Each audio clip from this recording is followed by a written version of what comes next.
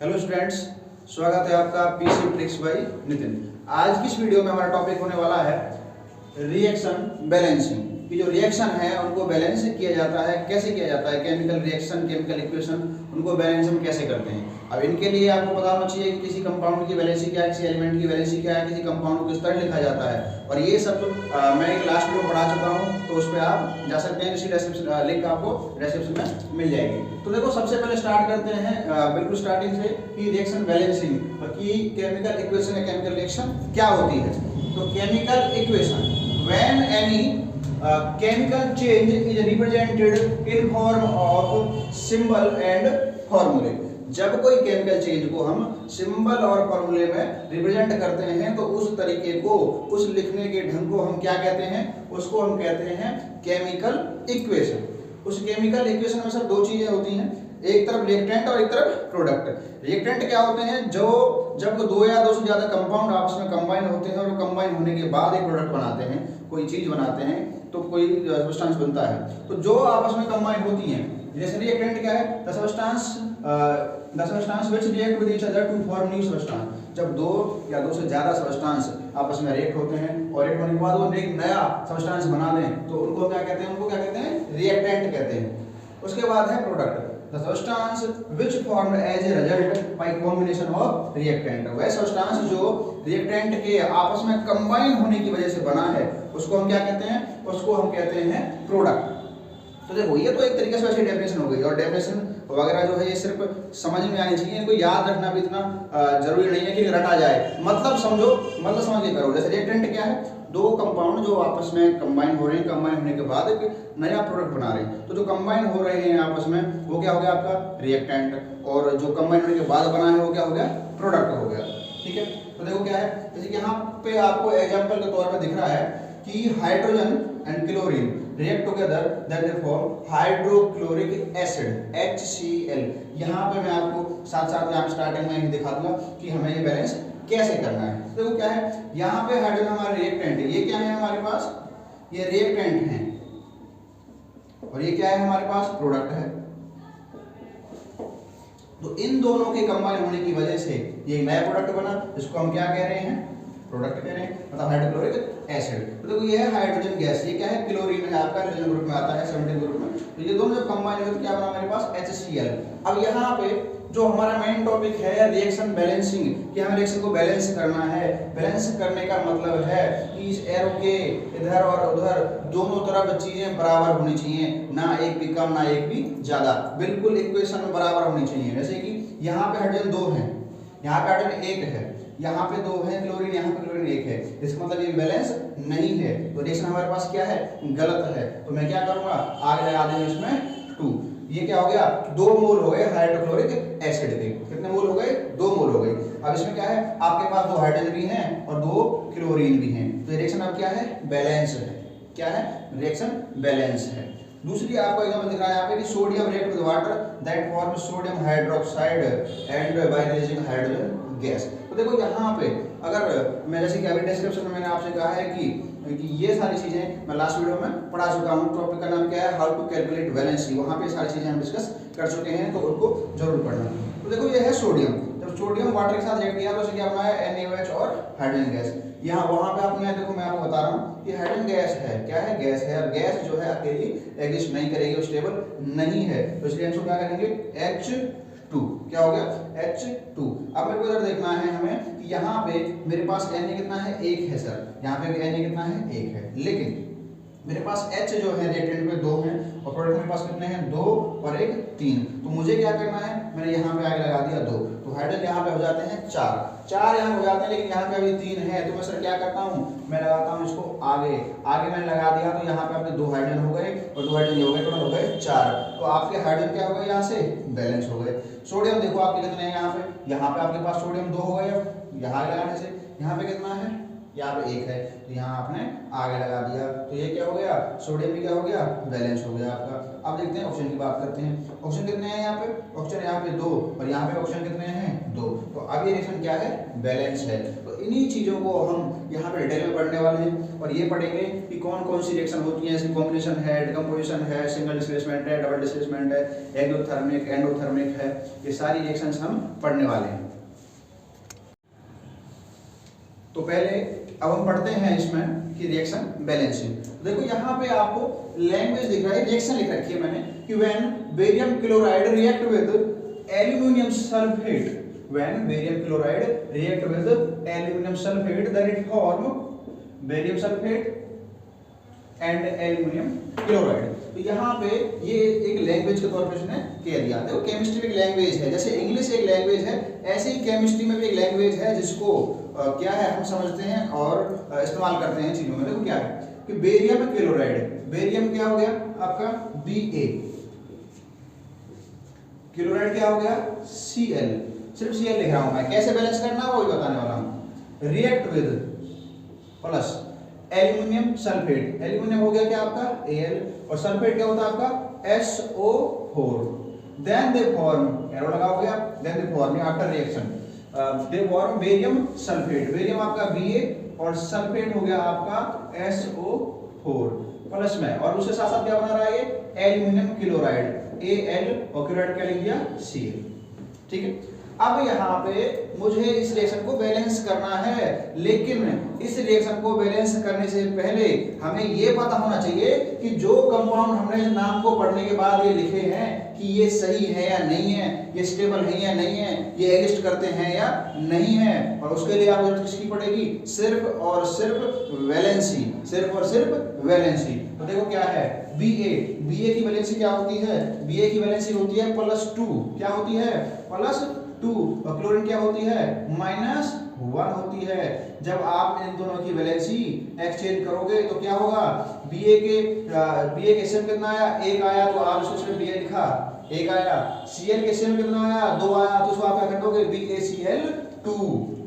क्यों, क्योंकि हमने क्या किया, इनकी वैलेंसी को आपस में एक्सचेंज कर दिया। क्या कर दिया, एक्सचेंज कर दिया, प्लस में एल्यूमिनियम सल्फेट। अब एल्यूमिनियम वैलेंसी क्या होती है, आप सब KLMN से आराम से निकाल सकते हो। तो एल्यूमिनियम वैलेंसी क्या होती है, +3 होती है सर, क्या होती है +3, और सल्फेट वैलेंसी क्या होती है -2, कितनी होती है -2 होती है। इसके बाद हम क्या करेंगे, इन दोनों की वैलेंसी एक्सचेंज करेंगे सर, इसकी वैलेंसी जाएगी SO4 के पास और इसकी वैलेंसी जाएगी एल्यूमिनियम के पास।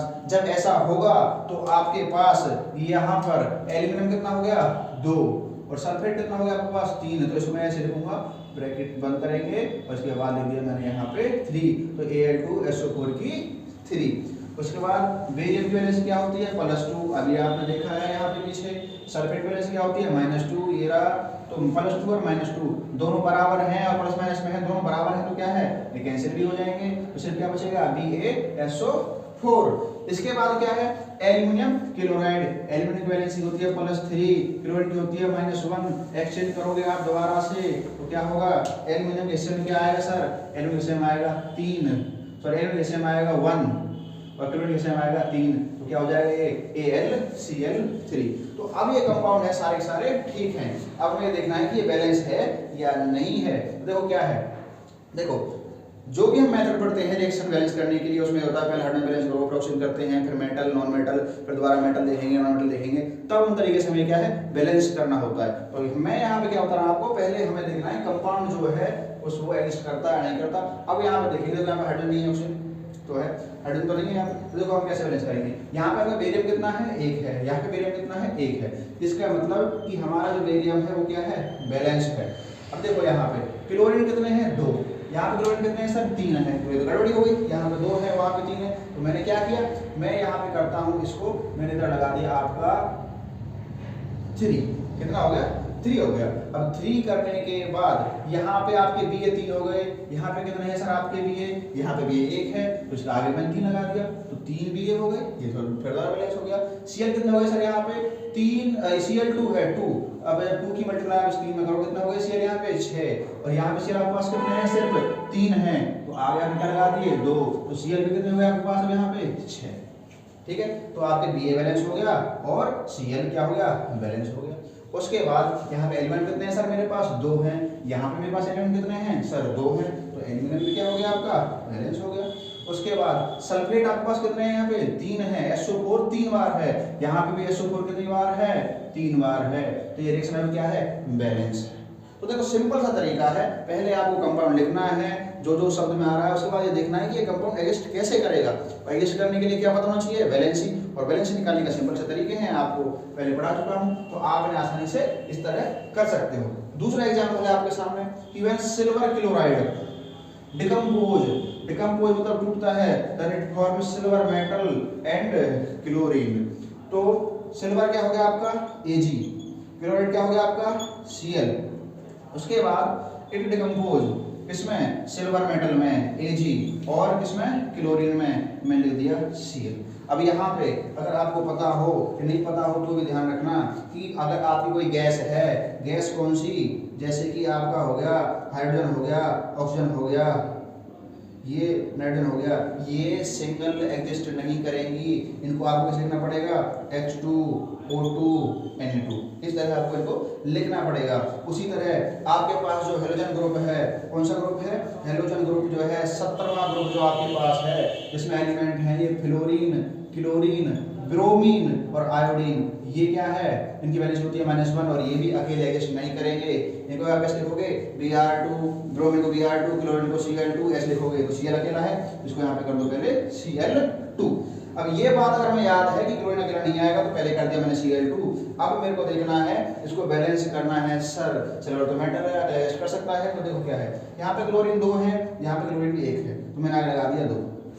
अब यहाँ पे दिमाग में ये सवाल आना चाहिए कि सर ये 2 जो आपने यहाँ आगे लगाया है वो यहाँ पीछे क्यों नहीं लगाया। इसका कारण है सर, मैंने ये कहा है कि क्लोरीन है, फ्लोरीन है, ब्रोमीन है, आयोडीन है, या कोई गैस है, सिंगल एग्जिस्ट नहीं करेगा, लेकिन वहां पे हम क्या करते हैं, उसको डबल कर देते हैं, लेकिन यहाँ पे ये सिंगल नहीं है, ये सिल्वर के साथ जुड़ा हुआ है, तो यहाँ पे अकेला आ सकता है, इसलिए यहाँ मैंने क्या लगा दिया आगे 2AgCl हो गया ये। अब यहाँ पे आपका Cl तो 2 है, ये आपने बैलेंस कर दिया, बिल्कुल ठीक है। उसके बाद आपके पास यहाँ पे Ag कितने हैं, Ag 2 है, यहाँ पे कितना है 1 है, इसको आप 2 लगाओगे, नहीं लगाओगे सर, इस 2 को आप यहाँ नहीं लगाओगे क्योंकि ये अकेला एग्जिस्ट कर सकता है, इसको आप आगे लगाओगे कोफिशिएंट के तौर पे, ये अब 2 मोल बन गए किसके, सिल्वर के, तो आपका इस तरह ये रिएक्शन बैलेंस हुई। देखो ये सब जो भी हम पढ़ रहे हैं यहाँ पे आपको ये चीज़ों का पता होना चाहिए। पहली बात तो है कि कौन कौन सी गैस हैं जो अकेले एग्जिस्ट नहीं करेंगे और कौन से एलिमेंट हैं जो अकेले एग्जिस्ट नहीं करेंगे, या फिर जो वैलेंसी है जो मोस्टली मैं बताता हूँ बीच बीच में कि जो कार्बोनेट है CO3 इसकी वैलेंसी कितनी होती है, -2 होती है। नाइट्रेट है NO3 इसकी वैलेंसी कितनी होती है सर, -1 होती है। आपका सल्फेट है इसकी वैलेंसी कितनी होती है सर, -2 होती है। हाइड्रोक्साइड है OH इसकी वैलेंसी कितनी होती है, -1। इसके बाद नेक्स्ट रिएक्शन है, आपको दिख रही है बोर्ड पे कि H2O water it decompose into hydrogen and oxygen gas. तो ये क्या है, H2O हाइड्रोजन और ऑक्सीजन गैस में डिकम्पोज हो गई। तो पहले चलो मैं आपको यहाँ पे बताता हूँ गलत करना है, गलत कैसे करना है, सही करने के लिए बता रहा हूँ पहले से। इसमें क्या बता रहा हूँ यार, गलत कैसे करते हो आप इसको। देखो क्या है, यहाँ पे हाइड्रोजन 2 है, लगा दिए 2, यहाँ पे ऑक्सीजन 1 है, 1 हो गया सर, ये बैलेंस है। सिर्फ इनको ये नहीं है कि बराबर करना है, ये भी देखना है कि हमें वो कंपाउंड एग्जिस्ट किस तरह हो रहा है, एग्जिस्टेंस देखना है उस कंपाउंड का, स्टेबल है या नहीं है, उस फॉर्म में वो है या नहीं है।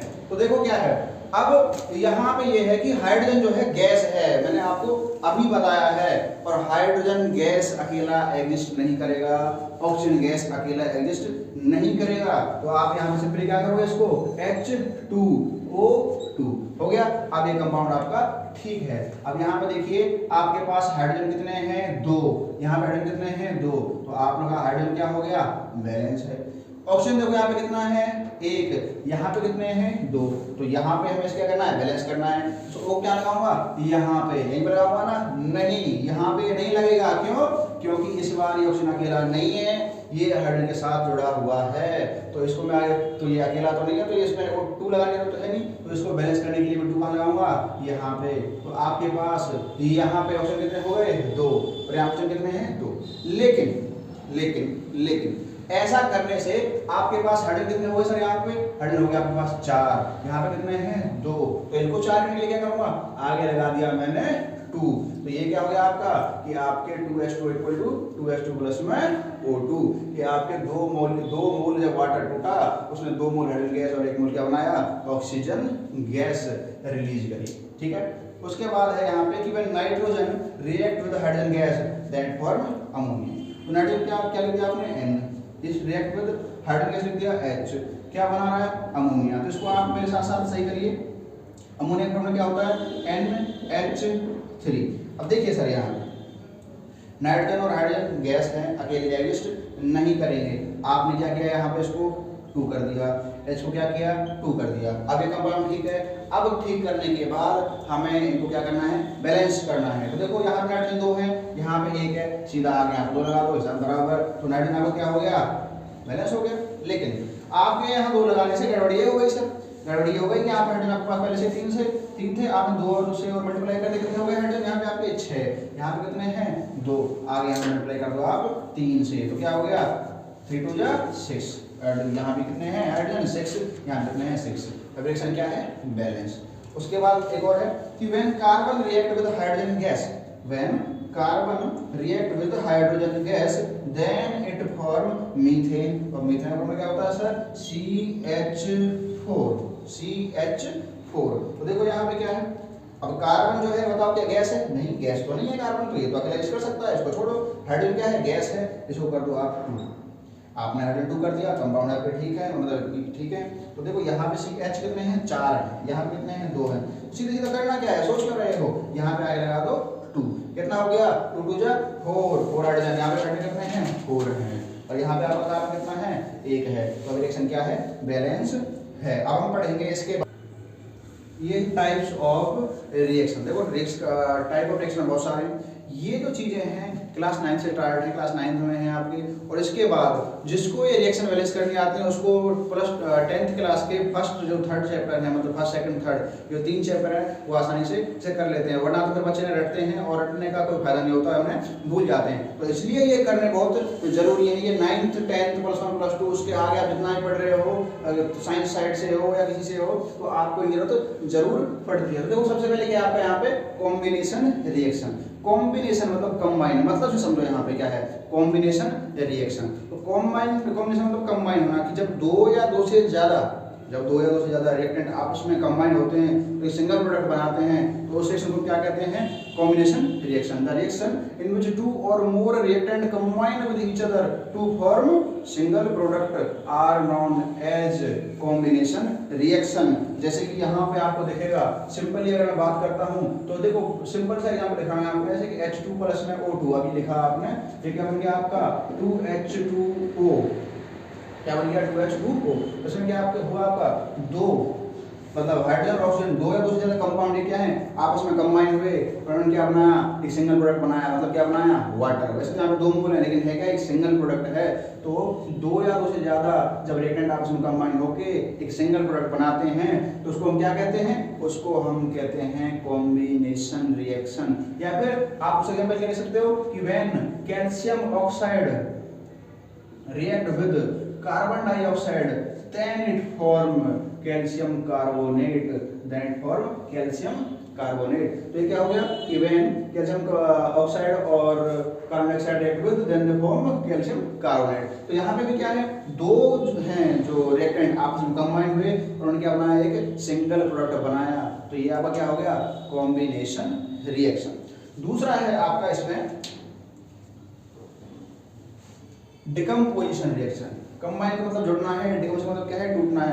अगर आप इसको भी लिख दो, इसको हम अगर उल्टा लिख देते हैं तो वो किस एग्जांपल हो गया डिकम्पोजिशन रिएक्शन। कि when a single reactant decompose into 2 और more product then this reaction this process is known as decomposition reaction. तो देखो क्या है CaCO3, इसी को मैं लिख रहा हूँ यहाँ पे ताकि आपको समझ जल्दी आ जाए, आप भूले ना अलग अलग रिएक्शन को। बाकी एग्जांपल तो बहुत सारे हैं, कितने हम लिख सकते हैं। तो CaCO3 it decompose into calcium oxide plus में कार्बन डाइऑक्साइड। ये क्या हो गया आपका कैल्शियम ऑक्साइड, ये क्या होगा आपका कैल्शियम कार्बोनेट।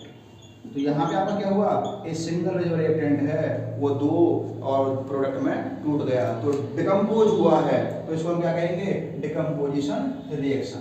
क्या कहेंगे इसको हम, डिकम्पोजिशन रिएक्शन। इसके बाद है हमारे पास single displacement reaction. Single displacement reaction में क्या होता है कि जो मोर रिएक्टिव एलिमेंट है, it is a process reaction in which more reactive element displace less reactive element from its place, then this reaction is known as single displacement reaction. तो देखो क्या है यहाँ पे, इसे आपने, तो ये है रिएक्शन सिंगल डिस्प्लेसमेंट के लिए कि iron react with copper sulphate, then it form iron sulphate and copper. तो देखो क्या है इसमें, जो आयरन है ये क्या है, मोर रिएक्टिव है इससे कॉपर से, ये क्या है, लेस रिएक्टिव है। तो आयरन इसको डिस्प्लेस करेगा कॉपर को, यहाँ से इसको लात मार के भगाएगा वहां से कि चल भाई यहाँ से निकल, क्योंकि ये मोर रिएक्टिव है, इस लेस रिएक्टिव को यहाँ से हटा देगा। More reactive exchange displace less reactive element है। तो सिंगल डिस्प्लेसमेंट में क्या होता है, तो देखिए क्या है, इसमें क्या है, मोर रिएक्टिव जो एलिमेंट है आपके पास Fe, इसने कॉपर को जब यहाँ से डिस्प्लेस कर दिया तो क्या होगा, कॉपर जब क्या आ गया आपका Fe और Cu क्या हो गया, अलग हो गया। तो ये क्या है आपका single displacement reaction.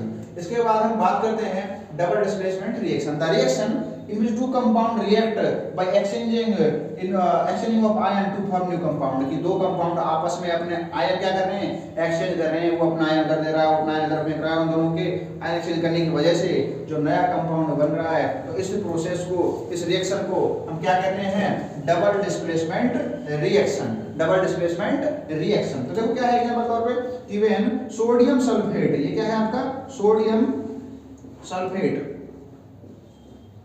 react with barium chloride, then it form barium sulfate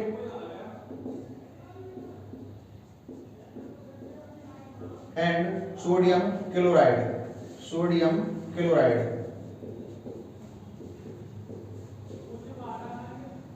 तो देखेंगे हम यहाँ पे ध्यान से कि देखो यहाँ पे क्या है, SO4, यहाँ पे क्या है, Cl, ये दोनों क्या हैं, एक्सचेंज हो चुके हैं, ये इधर है और ये क्या है, इधर है। जब दोनों आयन एक्सचेंज हुए तो इनके वजह से जो कंपाउंड बने नए, तो ये कंपाउंड नए कंपाउंड बन गए, तो इस रिएक्शन को हम क्या कहेंगे, डबल डिस्प्लेसमेंट रिएक्शन। जैसे कि जब यहाँ से BNS को यहाँ से एक्सचेंज किया Cl को, किसके पास, Na के पास, तो Na के पास आ गया क्या, Cl आ गया, तो NaCl हो गया, और Ba के पास क्या आ गया, SO4, तो क्या हो गया, BaSO4। तो ये कब हुआ, जब इन दोनों ने, अब इन दोनों रिएक्टेंट ने, कंपाउंड ने अपने आयन क्या किए, एक्सचेंज किए। तो ये तो मेथड है double displacement reaction, the method in which two compound react by exchanging of ion to form new compound.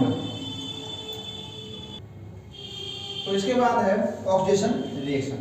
The reaction which involve addition of oxygen or electronegative element to a substance, इस substance में oxygen का जुड़ना या किसी electronegative element का जुड़ना क्या कहलाएगा, ऑक्सीडेशन। जैसे कि यहाँ पे एग्जांपल के तौर पे एक आपको दिख रहा है कि हाइड्रोजन और oxygen gas they combine to form water molecule. तो ऑक्सीजन जो है इसमें क्या हुआ है, ऐड हुआ है हाइड्रोजन में, तो ये क्या हो गया आपका ऑक्सीडेशन रिएक्शन। क्या हो गया, ऑक्सीडेशन रिएक्शन। वैसे आपको ये पता होना चाहिए कि ऑक्सीडेशन में क्या होगा, ऑक्सीजन तो क्या होगा, ऐड होगा, और हाइड्रोजन क्या होगा, रिमूव होगा। ये इस तरह से इनकी कई हम डेफिनेशन पढ़ते हैं। लेकिन अगर मैं वैसे आपको एक तरीके से और बताऊं कि कैसे हमें पता पड़ेगा कि इसका ऑक्सीडेशन हुआ है या रिडक्शन हुआ है, तो देखिए यहाँ पे कोई भी जब सिंगल मॉलिक्यूल अकेला होता है, चाहे वो गैस हो चाहे मेटल नॉन मेटल हो, उसका ऑक्सीजन नंबर क्या होता है, 0 होता है। तो उसका ऑक्सीजन नंबर क्या है, 0 है। ऑक्सीजन का क्या होता है, यहाँ पे 0 है, यहाँ पे दोनों का 0 है। अब इधर देखना है हमें कि ये बढ़ा है या नहीं बढ़ा है। देखो क्या है, हाइड्रोजन का अगर हम निकालते हैं उसका नंबर तो क्या होता है, मैं इसको x मान लेता हूँ 2x, क्योंकि हाइड्रोजन क्या है यहाँ पे 2, आगे चाहे 2 हो या 200 हो उससे हमें कोई मतलब नहीं है। तो यहाँ पे क्या है 2x है, x से इसलिए 2x। ऑक्सीजन की वैलेंसी कितनी होती है, -2, ऑक्सीजन स्टेट कितना होता है, -2, तो इसलिए क्या हो गया, बराबर से मान इसको 0 के, तो 2x बराबर इसका हो जाएगा 2 और x बराबर क्या हो जाएगा 2/2, तो कितना आ गया 1। तो यहाँ पे तो हाइड्रोजन ऑक्सीजन नंबर कितना था 0, यहाँ पे कितना हो गया 1, यहाँ पे कितना है 0, यहाँ ऑप्शन कितना होगा, इसको आप x मानोगे, हाइड्रोजन का एक का क्या होता है +1, 2 कितना होएगा +2 बराबर क्या हुआ यहाँ पे आपका 0। तो x बराबर क्या हो गया आपका, सॉरी ये ऑप्शन का होता है -2, क्या हो गया -2, इधर जाके क्या हो गया आपका ये +2, तो यहाँ पे इसका क्या हो गया 2। तो यहाँ पे क्या हुआ है, इनमें ऑक्सीडेशन हुआ है, क्या हुआ है ऑक्सीडेशन हुआ है, मतलब इलेक्ट्रॉन निकले हैं, रिमूव हुए हैं, तो ये रिएक्शन क्या होगा, ये ऑक्सीडेशन रिएक्शन। इसलिए क्या है, the reaction which involve addition of oxygen और electrolyte element to a substance, किसी सबस्टेंस में, तो इस सबस्टेंस में ऑक्सीजन का एडिशन हुआ है, जुड़ा है, इस रिएक्शन क्या हो गई ऑक्सीडेशन रिएक्शन। दूसरी है reduction reaction, the reaction in which involve addition which involve removal of oxygen, जो क्या है ऑक्सीजन का रिमूवल होता है उसमें, या addition of hydrogen takes place with a substance या to a substance is known as reduction reaction. कि जिस रिएक्शन में क्या हो रहा है ऑक्सीजन का रिमूवल हो रहा है या हाइड्रोजन में क्या हो रही है गेनिंग हो रही है, उसको हम क्या कहेंगे रिडक्शन रिएक्शन। इसमें क्या होगा ऑक्सीजन क्या होगा रिमूव होगा, हाइड्रोजन क्या होगा गेन होगा। तो देखो एग्जांपल क्या है, zinc carbonate react with carbon monoxide that form it release zinc and carbon dioxide gas. तो देखो क्या है यहाँ पे इसमें आपसे क्या हुआ ZnO जिंक ऑक्साइड में से क्या हुआ ऑक्सीजन क्या हुआ रिमूव हो गया, क्या बचा सिर्फ जिंक बचा। तो ये तो है डेफिनेशन में कि the process which involve removal of oxygen gas. तो यहाँ से क्या हुआ ऑक्सीजन गैस रिमूव हो गई, ऑक्सीजन गैस निकल गई, तो ये क्या है आपका रिडक्शन रिएक्शन। इसके बाद एक्सोथर्मिक रिएक्शन। एक्सोथर्मिक, एक्सो मतलब बाहर, थर्म मतलब हीट, जिनमें से हीट या एनर्जी बाहर निकले उस रिएक्शन को हम क्या कहेंगे exothermic reaction. The reaction which involve release of heat और energy are called exothermic reaction. ऐसी रिएक्शन जिन्हें होने के दौरान उसमें से हीट बाहर निकले या एनर्जी बाहर निकले उसको हम क्या कहेंगे एक्सोथर्मिक रिएक्शन। जैसे कि कार्बन प्लस में oxygen react together in the form carbon dioxide gas bye releasing heat energy. जब कार्बन ऑक्सीजन के साथ जुड़ेगा तो कार्बन डाइऑक्साइड बनाएगा, उसमें से क्या निकलेगी हीट निकलेगी। तो ये किस तरह की रिएक्शन हो गई एक्सोथर्मिक रिएक्शन। दूसरा है रेस्पिरेशन। जो रेस्पिरेशन होता है हमारी बॉडी में वो उसमें भी क्या होता है हीट रिलीज होती है, उसमें क्या है एनर्जी हीट रिलीज होती है या एनर्जी निकलती है, क्या निकलती है एनर्जी निकलती है, बाहर निकलती है। तो क्या है कि व्हेन ग्लूकोज और ऑक्सीजन कंबाइन टुगेदर, इसमें क्या होता है ग्लूकोज कंपोज होता है, उसमें प्रेजेंस में क्या होता है CO2 H2 और क्या रिलीज होती है एनर्जी, क्या निकलती है उसमें से एनर्जी निकलती है। तो respiration is also considered as exothermic reaction. उसके बाद है एंडोथर्मिक रिएक्शन। इसमें क्या है जो हीट है जो एनर्जी है वो क्या है एब्जॉर्ब होती है। तो क्या है the reaction which takes place by absorption और कंजप्शन ऑफ हीट एनर्जी। वो रिएक्शन जो हीट एनर्जी के एब्जॉर्ब होने से या कंजप्शन होने से होती हैं उनको क्या कहेंगे एंडोथर्मिक रिएक्शन। जैसे कि one nitrogen gas combine with oxygen gas, तो उसमें से क्या है एनर्जी एब्जॉर्ब होगी और एनर्जी एब्जॉर्ब होने के साथ इस प्रोसेस होने के बाद क्या बनेगा NO2, क्या बनेगा NO बनेगा। अब इसके बाद देखो इस में हम क्या पढ़ रहे हैं, सबसे पहले हमने पढ़ा इसमें बैलेंसिंग क्या होता है, केमिकल क्या होता है, रिएक्टेंट प्रोडक्ट, ये सारी चीजें क्या होती हैं। उसके बाद हमने रिएक्शन बैलेंसिंग पढ़ी है। उसके बाद आपने क्या है यहाँ पे combination reaction, decomposition, single displacement, double displacement, oxidation reaction, reduction, endothermic, ये सारी रिएक्शन इसमें हमने पढ़ी हैं। इसके बाद हमारे और भी इसमें बहुत सारे रिएक्शंस हैं, तो हम इसको चैप्टर को पार्ट सेकंड में पढ़ेंगे। तो अगर आपको ये वीडियो पसंद आई हो तो जैसे लाइक करें, ज़्यादा से ज़्यादा शेयर करें, और जिसने चैनल को सब्सक्राइब नहीं किया है वो चैनल को सब्सक्राइब करें, और क्या करना है बेल आइकन को दबाना है ताकि मेरी नेक्स्ट वीडियो आपके पास स्क्रीन प्ले पे तुरंत आ जाए। Thank you very much.